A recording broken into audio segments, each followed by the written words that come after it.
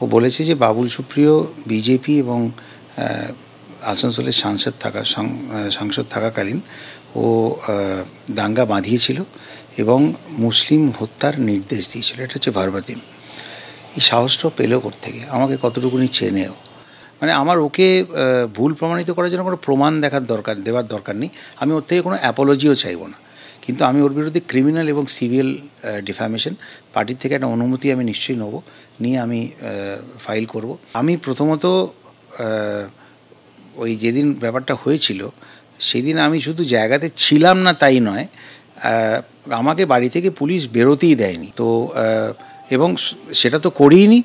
আর তার বাইরে মুসলিম হত্যার অভিযোগ নির্দেশ, কি বলতে চাইছেন উনি?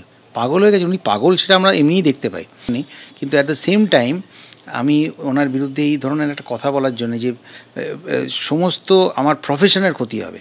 বিভিন্ন দেশে আমার যারা গান শোনেন তার মধ্যে 30-40% মুসলমান মানুষ থাকেন, সব জায়গাতে, বাংলাদেশি হোক, পাকিস্তানি হোক, সারা বিশ্বে থাকে। আমি তাদেরকে তো সেগ্রিগেট করতে পারি না, করবও না কোনো দিন। আমার এটা প্রফেশনের জন্য, আমার গায়ক হিসেবে আমার প্রফেশনের প্রচণ্ড ক্ষতি হবে।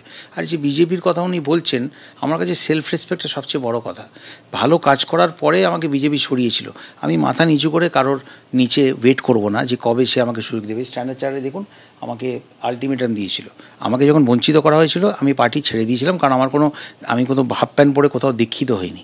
হ্যাঁ, ওইসব আদর্শের কথা অনেকে তো বলে, তো আমি জাস্ট এসেছিলাম পলিটিক্সে মানুষের জন্য কাজ করার জন্য, ফ্রি টাইমে যেটা আমি গান গেয়ে ছবি দেখে কাটাতে পারতাম সেই জন্যে। তো উনি কী পরিপ্রেক্ষিতে কথাটা বলছেন? আমি যে তৃণমূল কংগ্রেসে এসেছিলাম সেটা আমার ভালো কাজের জন্যে। দিদি আমাকে বলেছেন যে তুমি ভালো কাজ করেছো, রিটায়ার্ড হার্ট হয়েও না, তুমি আমার হয়ে দেশের কাজ করো। আমাকে পলিটিক্যাল সার্কেলে কথাবার্তা বলতে, বিশেষ কিছু বলতে আপনি কোথায় দেখেন আমাকে? তো আমার গানটা উনি নতুন করে আমার জীবনে ফিরিয়ে দিয়েছেন। কাজেই পুরো যে ব্যাপারটা উনি বলেছেন যে পরিপ্রেক্ষিতে বিজেপি থেকে তৃণমূল বলেছেন, সেটাও ভুল, এবং বাকিটা তো অন্যায়, নিকৃষ্টতম অন্যায়। এবং এর বিরুদ্ধে যা করার, আবার বলছি, পার্টির থেকে আমাকে একটা পারমিশন নিতেই হবে, জানাতেই হবে। এখন পার্লামেন্টে অভিষেক বিজি আছে, ওকে এখন পাবো না। আমি জানিয়ে আমি ওর এগেনস্টে ব্যক্তিগতভাবে, এর সঙ্গে পার্টির কোনো যোগ নেই, ব্যক্তিগতভাবে বাবুল সুপ্রিয় অ্যাজ আ গায়ক এই নোংরা ইলজামটা লাগানোর জন্যে আমি ওর এগেনস্টে সিভিল, ক্রিমিনাল এবং আর কী করা যায় সেটা আমি লয়ারের সঙ্গে অলরেডি কথা গতকাল রাত্রির থেকেই বলছি।